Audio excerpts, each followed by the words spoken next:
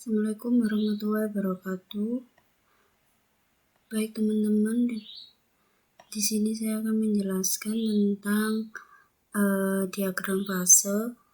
Nah, di perkuliahan 11, 12, 13 di situ ada slide tentang diagram fase atau equilibrium diagram. Kalau dari pengertiannya, diagram fase suatu paduan adalah suatu diagram yang menunjukkan komposisi fase dalam keadaan kesetimbangan atau equilibrium dan kestabilan fase sebagai fungsi temperatur, tekanan, dan komposisi kimia dari paduan. Nah, di sini dikatakan bahwa suatu diagram yang menunjukkan komposisi fase dalam keadaan setimbang.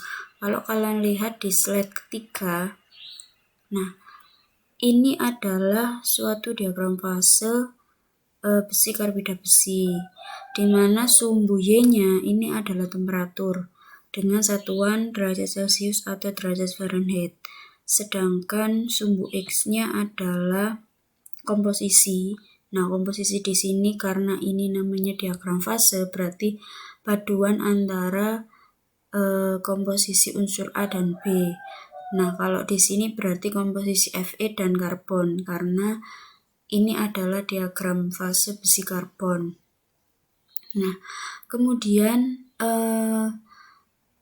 di bagian ini ada daerah-daerah yang membatasi. Misalkan ini ada daerah dengan nama besi delta atau delta iron plus liquid.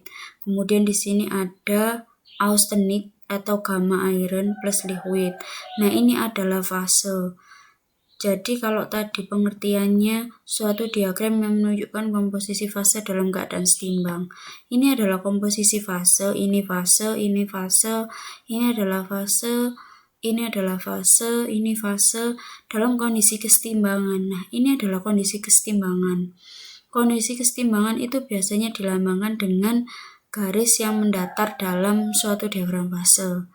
Nah, kalau di sini kalian bisa melihat bahwa ada 3 garis yang mendatar, yaitu yang pertama pada temperatur 2720 derajat Celcius di sini. Kemudian yang kedua adalah di sini, yaitu sekitar 2066 derajat Fahrenheit. Kemudian di sini 1333 derajat Fahrenheit. Nah,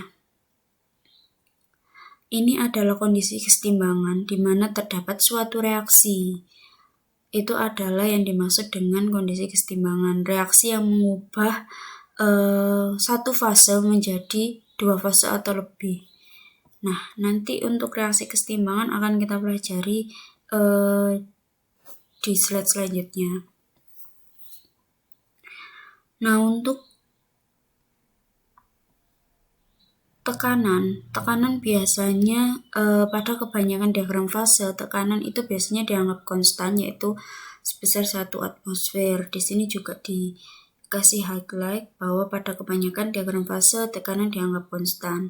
Nah, makanya di sini pengertian diagram fase sendiri yaitu suatu diagram yang menunjukkan komposisi fase dalam keadaan kesetimbangan atau equilibrium dan kestabilan fase sebagai fungsi temperatur, tekanan, dan komposisi kimia dari paduan. Temperatur, tekanan, dan komposisi paduan. Komposisi berarti kan sumbu X, temperatur sumbu Y, tekanan berarti yang terjadi ketika suatu material itu dibukukan atau dipanaskan sehingga membentuk diagram seperti ini. Jadi penjelasannya kurang lebih seperti itu. Kemudian di bawahnya ada penjelasan bahwa ada diagram fase itu terdiri dari bermacam-macam. Ada yang 1 komponen, ada yang 2 komponen, ada yang 3 komponen. Nah, ini berdasarkan dari unsur pembentuknya. Jadi kalau 1 komponen berarti yang terbentuk hanya terdiri dari 1 unsur, misalkan Fe saja. Kalau dia 2 komponen berarti misalkan Fc sama karbon. Kalau dia 3 komponen mungkin aluminium, mangan, kemudian sama krom. Jadi ini tergantung dari unsur-unsur pembentuknya. Kalau dia 2 komponen biasanya disebut sebagai diagram fase biner. Kalau 3 komponen biasanya diagram fase Turner dan seterusnya.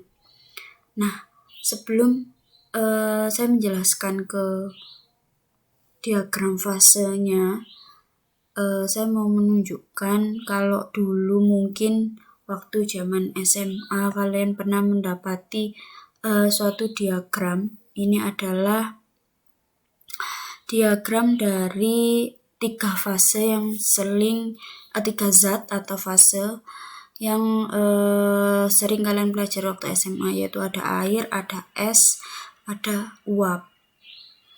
Nah, ini namanya adalah diagram fase. Jadi kalau dulu mungkin pas zaman SMA kalian menyebutnya adalah diagram perubahan suatu zat cair.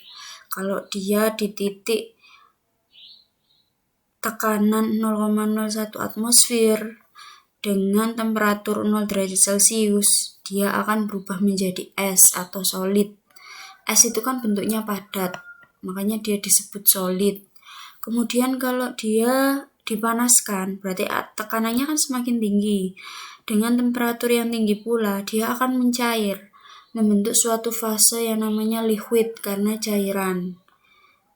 Kemudian kalau tekanannya saya turunkan, tapi dia dipanaskan, semakin tinggi temperaturnya, dia akan berubah menjadi vapor atau uap. Nah, ini adalah fase, liquid adalah fase, solid adalah fase, vapor adalah fase. Kemudian di sini adalah diagram, ini adalah titik temu dari semua fase yang ada. Kemudian yang membedakan adalah temperatur dan tekanan yang terjadi.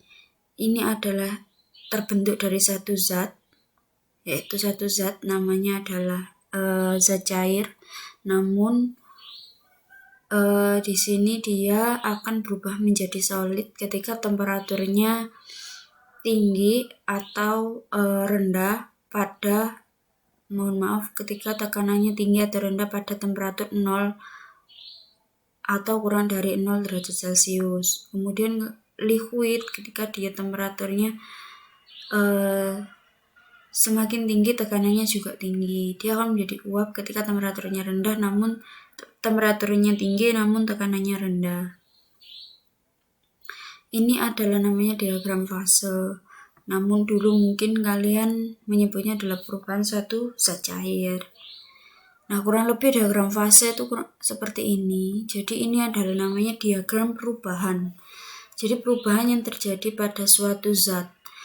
Kalau kita belajar kemarin ada tugas tentang unsur, macam-macam fungsi paduan. Nah, itu tujuannya adalah selain kalian mengetahui fungsi ketika dia menjadi paduan itu untuk meningkatkan sifat mekanik bagian apanya, juga untuk belajar tentang diagram fase. Nah,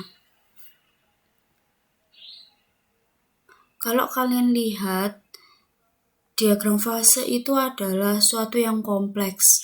Di sini ada temperatur, di sini ada komposisi, di sini ada suatu fase, mulai dari liquid plus solid, kemudian di sini juga ada garis isotermal atau kesetimbangan. Jadi dia yang akan mengubah suatu reaksi yang mengubah fase 1 menjadi fase yang lain. Kemudian dia juga dibatasi oleh daerah. Kemudian di sini ada A2, A3, A1, ini adalah A2, ini adalah A3, ini A1, ini ACM. Nah, ini adalah garis-garis reaksi juga. Nah, sebenarnya kalau kita belajar diagram ini, kita harus banyak membaca, karena ini adalah peristiwa yang sangat kompleks ya. Kalau kalian tadi mengenal diagram tentang perbedaan antara air, es, dan uap, ini kan juga cukup kompleks.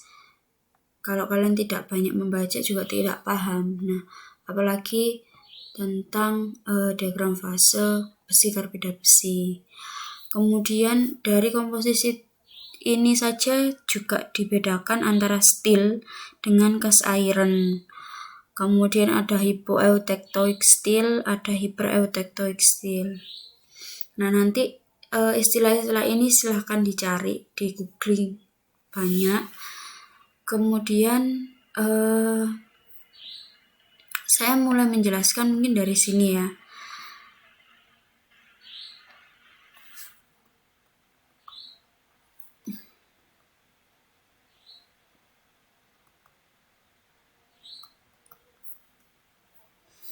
Mungkin saya menjelaskan ini dulu sebelum saya masuk ke diagram fase, yaitu tentang pembuatan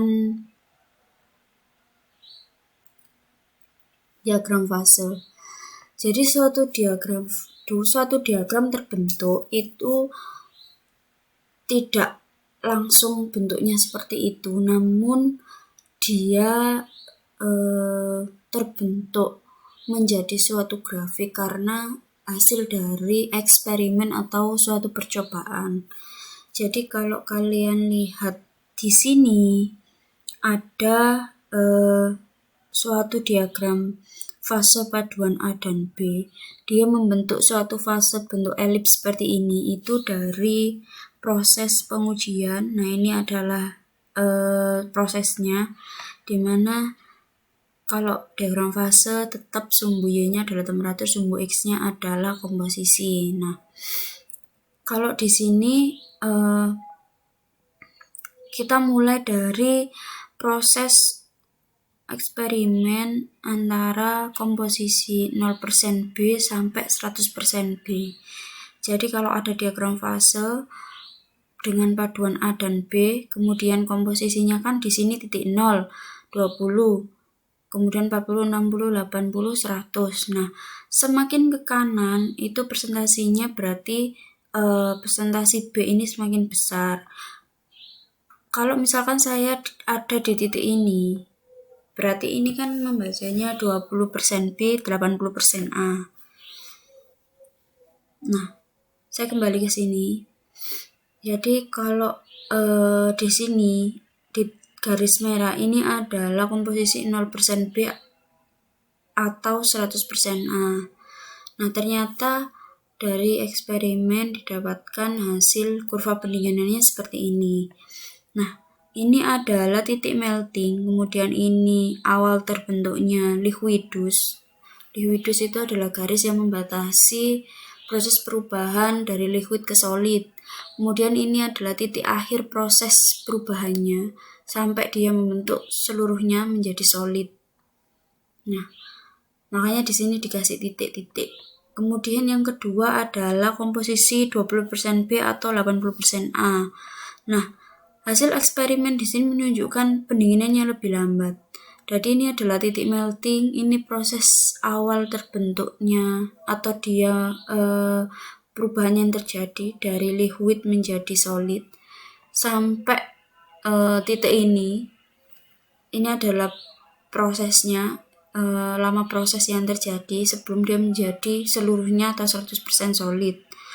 Nah, kemudian kalau yang garis ketiga 40% B atau 60% A. Nah, di sini dia juga semakin lambat. Ini garisnya kan semakin lebar. Kemudian garis yang biru 60% B atau 40% A, dia juga semakin lambat. Nah, di 80% B atau 20% A, di sini agak lebih cepat sampai dia di 100% B atau 60% A, dia kembali seperti semula. Nah, titik-titik ini ketika dihubungkan akan membentuk garis elips ini. Jadi diagram fase terbentuk karena proses eksperimen tadi, mulai dari komposisi 0 sampai 100%. Kira-kira proses pendinginannya seperti apa. Nah, baru di titik-titik gini nanti dihubungkan, akan membentuk suatu diagram. Kemudian ini adalah diagram pendinginan namanya. Ini adalah diagram fase. Jadi diagram fase itu bisa diartikan